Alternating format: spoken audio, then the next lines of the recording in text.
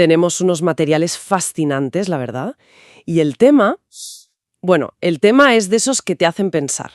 La conexión súper íntima entre cómo nos movemos, cómo pensamos y la propia electricidad de la vida en nuestro cuerpo. Sí, porque los textos que hemos estado mirando describen el movimiento no solo como, bueno, hacer ejercicio y sudar, no. Lo pintan más bien como una especie de danza invisible. Ujú. Una danza que está constantemente ajustando nuestros sistemas internos. Toda esa red bioeléctrica y electroquímica que somos. Mm. Pero ojo, también lanzan una advertencia sobre lo contrario, sobre cómo la quietud o la rutina muy, muy repetitiva, tanto física como mental, nos puede llevar a un callejón sin salida, a un estancamiento que no es nada bueno. Claro, al final es eso. Así que, a ver, la idea hoy es, pues, desentrañar un poco esto. ¿Cómo funciona esa modulación eléctrica a través del movimiento? ¿Por qué es tan importante variar, ya sea en el gimnasio o en nuestra forma de pensar? ¿Y qué significa todo esto para nosotros? Venga, vamos a desgranarlo. Pues sí, es un punto de partida muy, muy interesante. Porque lo primero, lo fundamental que remarcan estos textos, es algo que a veces olvidamos. El cuerpo humano no es que usa electricidad, es que es en su base un sistema electroquímico. O sea que somos eléctricos por naturaleza. Exacto. Cada célula de nuestro cuerpo piensa en ella como una diminuta batería recargable. Tiene una diferencia de carga eléctrica entre el interior y el exterior. Eso que llaman potencial de membrana. Ah, sí, eso me suena. Pues esa diferencia de carga es la chispa de la vida, digamos. Sin ella, no hay función celular como la conocemos. Entiendo. O sea que no hablamos solo del típico impulso nervioso, ¿sabes? Del cerebro al músculo para mover un dedo. Es algo más general, ¿no? Muchísimo más general, sí. Esa carga eléctrica de la célula, esa diferencia de potencial que te decía, que en reposo suele ser unos menos 70 milivoltios más o menos. Es como tener un muelle tensado listo para actuar. Y toda la comunicación dentro del cuerpo, el lenguaje básico, se basa en mover partículas cargadas, iones. Sodio, potasio, esos, ¿no? Esos mismos. Sodio, potasio, calcio. Entran y salen de las células de forma muy controlada. Y esos movimientos de iones son literalmente corrientes eléctricas. Diminutas, sí, pero crean campos electromagnéticos sutiles. Y eso es lo que permite que todo funcione, desde que se contraiga un músculo hasta que tengas un pensamiento. Ya. Es como si por dentro fuéramos un paisaje de energía que cambia constantemente. Y el movimiento, según entiendo de los textos, no es que cree esa energía, No la crea de la nada. sino que la esculpe, ¿no? La optimiza, la dirige. ¿Cómo pasa eso? Es una buena metáfora, sí, la de esculpir. El movimiento actúa como un gran modulador de ese paisaje bioeléctrico. Cuando nos movemos, le estamos planteando un reto al sistema. Le pedimos que se adapte. Claro. Y esa adaptación es en gran medida eléctrica y química. Por ejemplo, algo muy claro. El ejercicio regular mejora la eficiencia de las señales nerviosas. ¿Cómo? Pues es como si mejoraras el cableado de tu casa. Se refuerzan las conexiones entre neuronas, eso es la plasticidad sináptica, y se mejora el aislamiento de los nervios, la mielina. Ah, Con lo cual, las señales viajan más rápido y son más claras, menos ruido. vale, y eso tiene sentido que se note en mejor coordinación, más agilidad mental, como dicen las fuentes, que no es solo fuerza. Exacto, no es fuerza bruta. Y a nivel muscular, esa modulación también es clave. El ejercicio, por ejemplo, enseña a las células musculares a ser más eficientes manejando los iones de calcio, que son los que disparan la contracción y luego permiten la relajación. Si gestionas mejor el calcio, tienes más resistencia, te fatigas menos, usas la energía de forma más inteligente. Entiendo. Y además, piensa en la circulación. El movimiento la mejora. Y una buena circulación ayuda a mantener el equilibrio de iones y el pH correcto en todo el cuerpo. Es como limpiar y afinar todo el entorno electroquímico. Y no podemos olvidarnos del chute químico que se produce, ¿no? Las fuentes hablan mucho de endorfinas, dopamina. Claro, Supongo que eso también influye en la modulación eléctrica, esta. influye muchísimo. Es que esos neurotransmisores y hormonas son mensajeros químicos, sí, pero su efecto final es modular la actividad eléctrica, sobre todo en el cerebro y el sistema nervioso. Modifican cómo nos sentimos, nuestra motivación, cómo percibimos el dolor, nuestra capacidad de aprender. Todo está interconectado. Mueves una pieza, el movimiento físico, y toda la red bioeléctrica responde. Es fascinante. Ostras. Y hay un detalle que leí que me dejó alucinada, la verdad. Lo de la piezoelectricidad de los huesos. Ah, sí. Eso es un ejemplo perfecto. Que el hueso, cuando soporta peso o tensión, al caminar, saltar, lo que sea, genera pequeñas corrientes eléctricas. Literalmente. Y que esas corrientes son las que les dicen a las células que fabrican hueso, los osteoblastos, que se pongan las pilas. Es increíble. O sea que la presión física se traduce en una señal eléctrica para hacerse más fuerte. Es un ejemplo perfecto, como te decía, de esta interacción tan íntima. Demuestra que la carga mecánica no es solo fuerza, es información bioeléctrica para el cuerpo. Ya. Y si miras el cuadro completo, ves que los beneficios del movimiento se extienden por todas partes. Un músculo más eficiente, pues exige menos al corazón. Un pH bien regulado facilita el trabajo del hígado, de los riñones. Un sistema nervioso bien afinado, pues mejora hasta la respuesta inmunitaria. Claro. Es un sistema totalmente integrado. Y el movimiento es una de las llaves maestras para que funcione bien. Pero, y aquí viene el pero gordo que señalan los textos. Parece que no todo movimiento vale, o no de cualquier manera. Advierten que tanto pasarse de rosca, el exceso, como sobre todo la monotonía, pueden ser malos. Ajá. Hacer siempre lo mismo, o darle demasiada caña constantemente. Hablan de daño en tejidos, de inflamación crónica, incluso dicen que podría llegar a alterar ese potencial eléctrico básico de las células. Sí. Es un punto crucial. Aquí es donde la idea de diversificar se vuelve, pues eso, vital. Totalmente de acuerdo. La variedad es la palabra clave que proponen estas fuentes. Piensa que nuestro cuerpo no evolucionó para hacer el mismo gesto miles y miles de veces seguidas, ni para estar quieto 8 horas en una silla. No, claro. Evolucionó para una gama de movimientos súper amplia.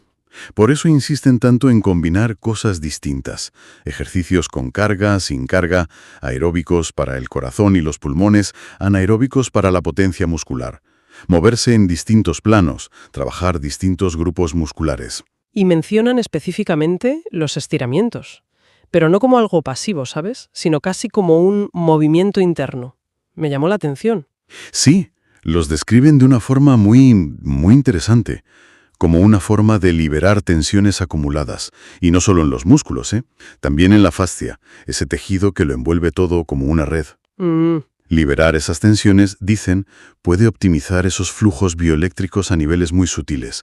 Se trata, como dice uno de los textos de forma muy gráfica, de evitar el efecto estatua. Me gusta eso, efecto estatua. Quedarse rígido, ya sea por no moverse o por repetir siempre el mismo patrón hasta la saciedad. Es una imagen potente, sí. Y lo que me parece todavía más potente es cómo trazan un paralelo directo entre esa rigidez física y la rigidez mental. Ajá. Afirman, tal cual, que pensar siempre igual, aferrarse a las mismas ideas, a los mismos patrones de pensamiento, es tan malo como no moverse. ¿Cómo nos afecta esa falta de flexibilidad mental, según lo que has leído? Pues las consecuencias que describen son sorprendentemente parecidas a las del sedentarismo físico, la verdad. Por un lado, dicen, la creatividad se atrofia. La capacidad de encontrar soluciones nuevas, pues, se oxida. Claro, si siempre vas por el mismo camino. Exacto. Si siempre recorres las mismas autopistas neuronales, es difícil que se te ocurra una ruta nueva. Y luego caes presa fácil de los sesgos cognitivos, el de confirmación, por ejemplo. El de buscar solo lo que confirma lo que ya piensas. De ese mismo. Solo haces caso a lo que te da la razón, y lo que no, pues lo ignoras o lo descartas sin más. Te quedas encerrado en tu propia burbuja mental. Y eso, imagino, puede llevar a un estancamiento también emocional, ¿no? Darle vueltas siempre a lo mismo, a las mismas preocupaciones. Exactamente. Se cronifican, se perpetúan estados como la ansiedad, la frustración, el pesimismo. Además, la rigidez mental te lo pone muy difícil para resolver problemas complejos, porque casi siempre exigen ver las cosas desde varios ángulos. Y ya, a nivel social, bueno, esta inflexibilidad se puede traducir en dogmatismo, en incapacidad para entender otras posturas, y eso deteriora las relaciones, claro. Es como si la mente también pudiera sufrir ese efecto estatua, quedarse petrificada. Vale, entonces la solución que apuntan las fuentes parece pues ir en la misma línea para el cuerpo y para la mente. Muévete, introduce variedad. Esa es la propuesta central, sí. Abrazar el movimiento variado como un principio de vida. Y ojo, que no hablan necesariamente de hacer proezas atléticas ni de convertirse en un filósofo de la noche a la mañana. No, ¿verdad? No, no. Hablan de incorporar esa variedad en el día a día, de forma sencilla. Físicamente, por ejemplo, sugieren cosas que parecen muy básicas, pero que son clave. Levantarse a menudo si trabajas sentada, dar paseos cortos, hacer pausas para estirarte un poco, siendo consciente de ello. Cambiar de postura, probar de vez en cuando una actividad física diferente, escuchar al cuerpo, ¿no? Cuando te pide moverte de otra forma. Eso es, escuchar al cuerpo. Y mentalmente, la invitación es muy parecida. Es atreverse a cuestionar tus propias creencias, las más arraigadas incluso. Uf, eso cuesta. Cuesta, claro que cuesta. Buscar activamente información o puntos de vista que te desafíen. Leer sobre temas que no controlas. Hablar con gente que piensa muy distinto. Y escuchar de verdad, intentar entender por qué piensan así, aunque no lo compartas. Ponerte en su lugar. La empatía cognitiva, que llaman. Ya. Se trata de eso, de mantener la mente, pues flexible, curiosa, en movimiento. Entiendo. Es como si el mensaje final fuera, oye, no te quedes quieto, ni con el cuerpo, ni con las ideas. El movimiento es vida, es adaptación, es crecimiento. El estancamiento, pues es lo contrario. Justo eso. Y comprender esta danza invisible de la bioelectricidad y cómo la variedad la alimenta, pues nos da una herramienta muy potente. Nos permite elegir conscientemente ir contra esa tendencia natural a la rutina, a la inercia, al estancamiento. Tanto en cómo usamos el cuerpo como en cómo usamos la mente. Oye, y hay un último punto en uno de los textos que me pareció especialmente, no sé, evocador, que va un poco más allá de lo puramente físico, ¿sabes? Y entra en una dimensión casi filosófica o espiritual. Presenta el movimiento como un posible puente entre nuestra realidad material, nuestro cuerpo, y algo más profundo. Sí, esa es una capa de significado adicional muy interesante que exploran algunas de las fuentes, sí. Conecta con ideas de muchas tradiciones antiguas, ¿sabes? El yoga, por ejemplo, o ciertas corrientes místicas, que no ven el cuerpo solo como, como carne y hueso y mecanismos biológicos. Claro. Lo ven también como un vehículo energético, como un templo, dicen a veces, que es sensible a ritmos más sutiles. Y desde esa óptica, el movimiento consciente, al modular nuestra propia bioelectricidad, como hemos visto, podría ser una forma de sintonizarnos. Sintonizarnos. Sí, de entrar en resonancia, digamos, con esos ritmos más fundamentales. Usan una expresión, liturgia corporal. Me llamó la atención. Esa expresión, liturgia corporal, captura muy bien la idea, sí. Sugiere que actividades como correr, bailar, estirarse o incluso practicar artes marciales, ¿por qué no?, podrían ser, además de ejercicio físico beneficioso, una forma de diálogo no verbal con algo más grande. Una especie de plegaria en movimiento, si quieres verlo así. Es la idea de que al mover el cuerpo de forma consciente, atenta, no solo mejoras tu salud física y mental, en los términos que hemos hablado, sino que quizás también estás afinando tu capacidad de resonar con la vida misma, con tu entorno, contigo mismo, de una forma más profunda. Afinando nuestra capacidad de resonar. Es una idea potente, ¿eh? Une lo científico, lo de la bioelectricidad, que es medible y tal, con algo más experiencial, más... Sí, plantea que lo físico y lo que podríamos llamar, no sé, sutil o espiritual, no tienen por qué estar reñidos. Que cuidar y mover el cuerpo puede ser también un camino de autoconocimiento, de conexión.